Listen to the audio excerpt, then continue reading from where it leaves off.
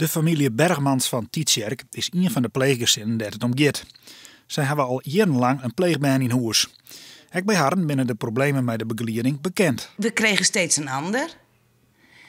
We kregen iemand die zich inzet en op een gegeven moment zei... ja, ik krijg geen verlenging van mijn contract, dus het houdt op. En dan vroegen wij, wie gaat jou vervangen? Nou, dat weten we niet.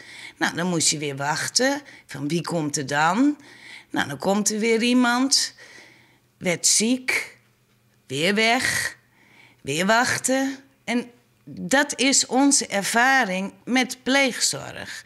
Nou, dit is eigenlijk wel wat we meer jet hadden. Dus het is wel, ik vind het wel fijn dat ze hier binnen om dat te vertellen. Wij hadden loden van dat sommige gezinnen net de goede pleegzorg kregen.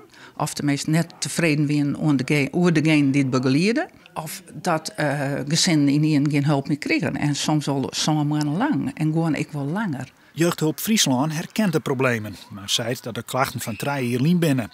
Intussen zoenen die oplost wijzen.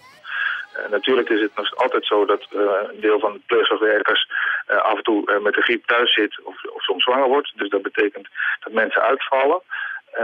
Maar we hebben de pleegzorgwerkers in koppels verdeeld. Dus dat betekent dat als iemand uitvalt, een collega eigenlijk per direct altijd die caseload kan opvangen. Doch binnen de problemen nevens de familie Bergmans nog heel tijd. Ik kan een voorbeeld noemen. Mijn dochter heeft sinds januari een pleegkind in huis. En daar komt nu... Ze heeft verleden week kennis gemaakt met de pleegzorgwerker. De PvdA, FNP en SP hebben nog schriftelijke vragen gesteld aan deputaire Skokker. Die kan daar nog net op reageren. De familie Bergmans hopen dat de problemen gauw oplost worden. Wat denk je dat er gebeuren kan of gebeuren gaat als er niks verhoort? Ik denk dat er dan een heleboel kinderen slachtoffer kunnen worden van misstanden binnen pleeggezinnen.